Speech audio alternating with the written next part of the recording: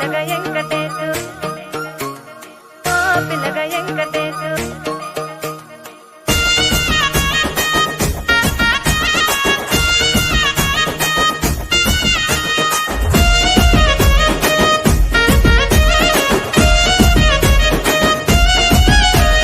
చిత్రాల మనసు నాది చిన్నగా పోతుంటావో చూడక పోతుంటావో ఇంట్లో చిన్నదాన్ని నేను చిత్రాల దాన్ని దోసి